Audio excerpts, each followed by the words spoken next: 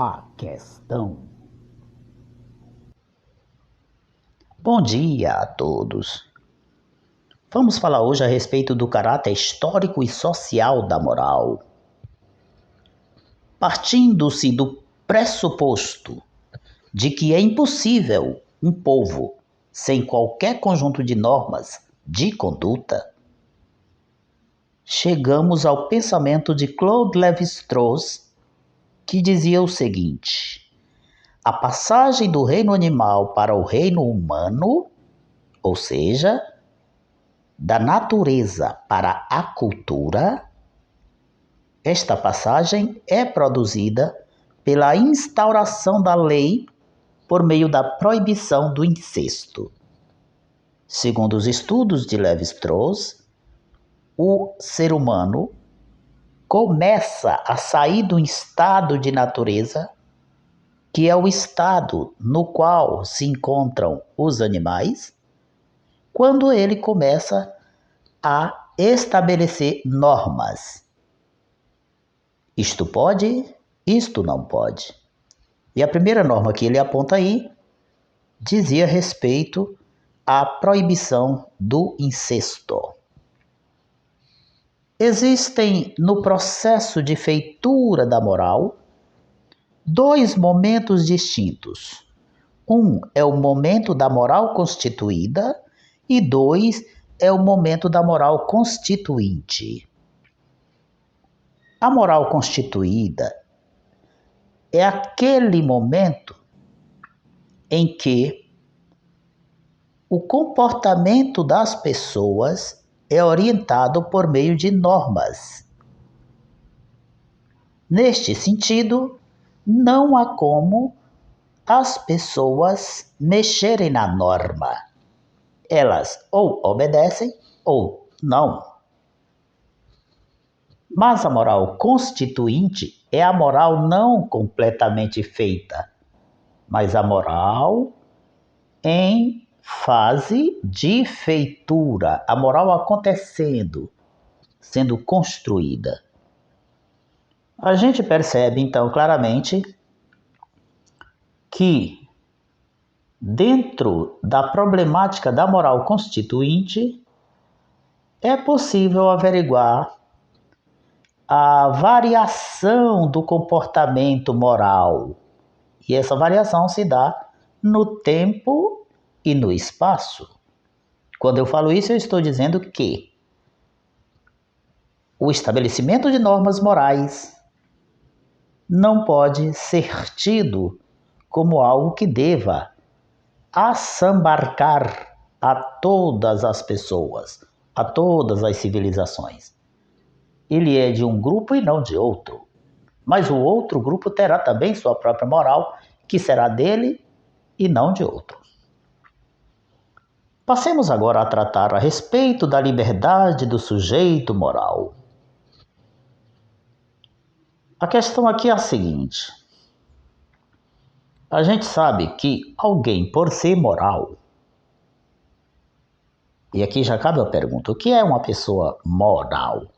Uma pessoa moral é alguém sobre quem se pode definir as suas ações como más ou boas. E aí já provavelmente vem a pergunta. Então não se pode definir as ações como más ou boas de todo mundo? Não. A gente vai melhorar o entendimento disso a partir do momento em que nós estivermos aprofundando esse tópico.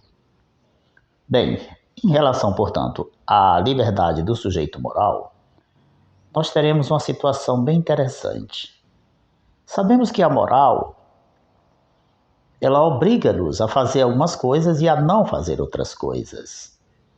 Mas ela é também livre e consciente aceitação das normas. A moralidade, portanto, ocorre quando as pessoas livre e conscientemente aceitam se sujeitar às normas.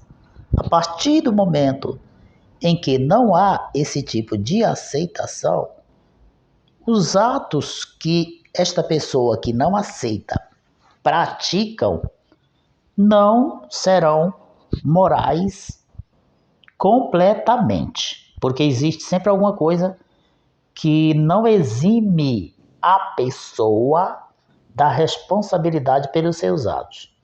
Falar de moralidade aqui é falar da responsabilização de alguém por um ato cometido. O ato, ele só é então moral, propriamente dito, se ele passar pelo crivo da aceitação pessoal das normas.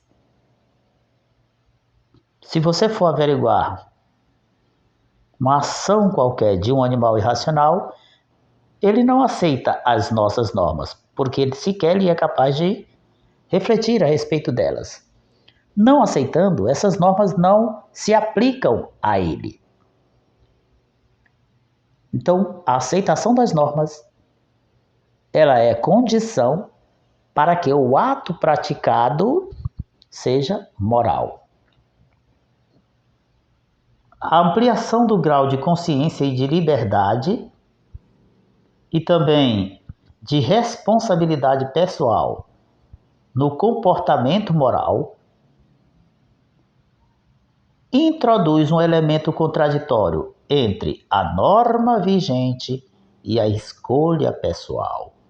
Temos um problema aqui que é a minha ação pessoal de um lado, que eu quero, e as normas sociais de outro, o que a sociedade estabelece. Diante disso, eu posso me postar de duas maneiras possíveis. Eu posso fazer só o que eu quero, eu posso fazer só o que a sociedade definiu através das normas, e aí o meu querer fica jogado de lado. E eu poderia até fazer um misto disso, que é normalmente o que todo mundo faz. Às vezes faz o que quer e em outros momentos se submete à obediência da lei. Mas veja, a gente se colocando dentro dessa questão vai chegar a algumas situações bem conflitantes. Se alguém aceita unicamente o caráter social da moral, ou seja, essa pessoa aceita se submeter às normas, ela vai abrir mão da sua própria vontade para praticar aquilo que a moral social estabelece.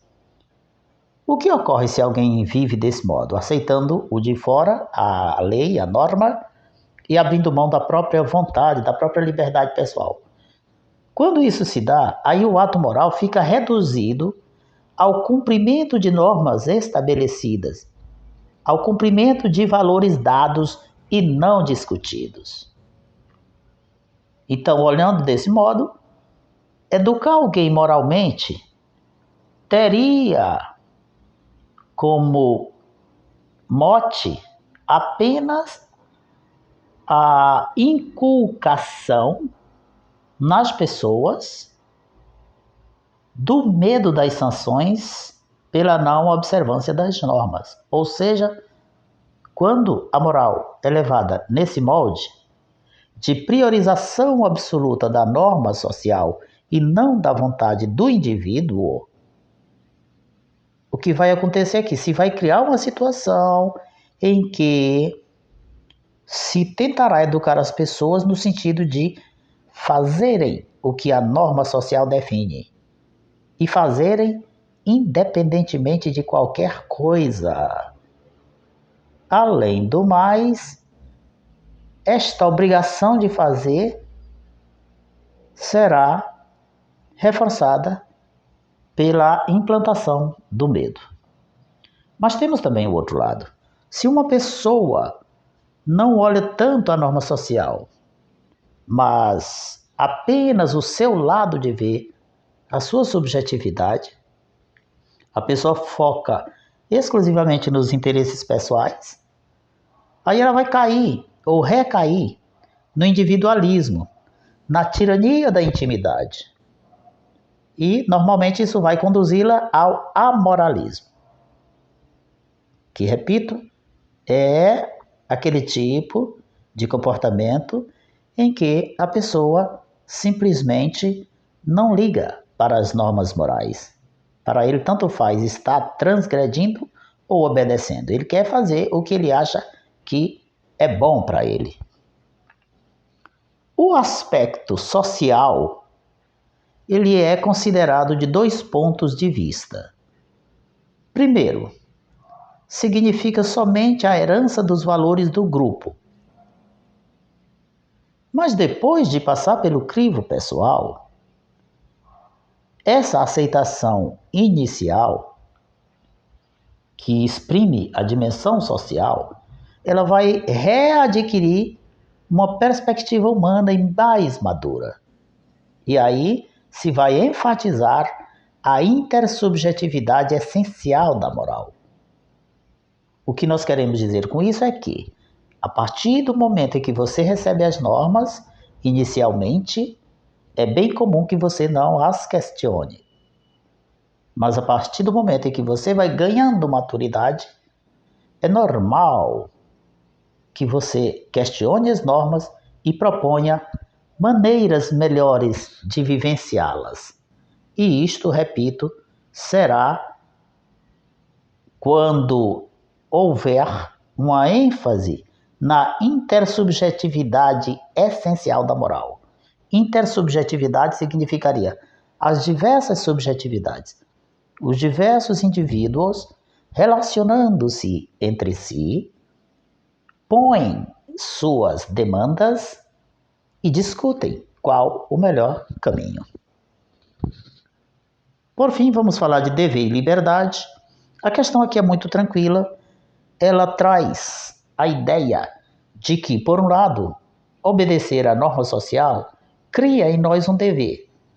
Mas, por outro lado, nós também somos livres para obedecer ou não. O que caracteriza o agir humano é a capacidade de antecipar um resultado que eu quero alcançar. Então, o ato moral, ele é um ato voluntário, é um ato pensado.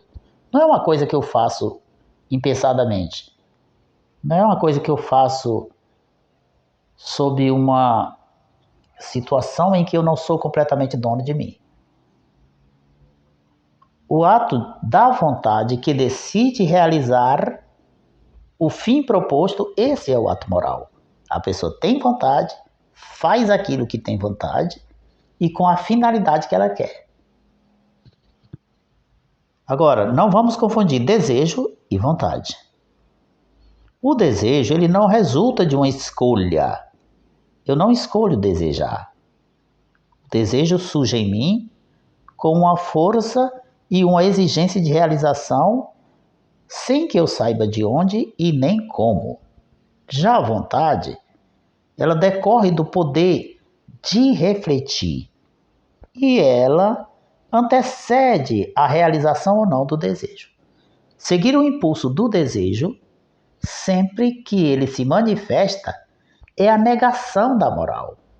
Quem vive só pelos seus próprios desejos não é um sujeito moral, mas sim alguém que nega a moral e nega qualquer possibilidade de viver em sociedade.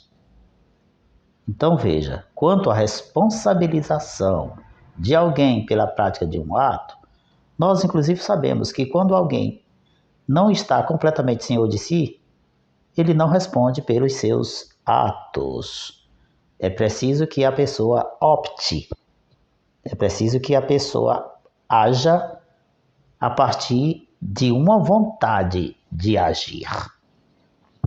Bom, por hoje é só, a gente se encontra na próxima aula. A questão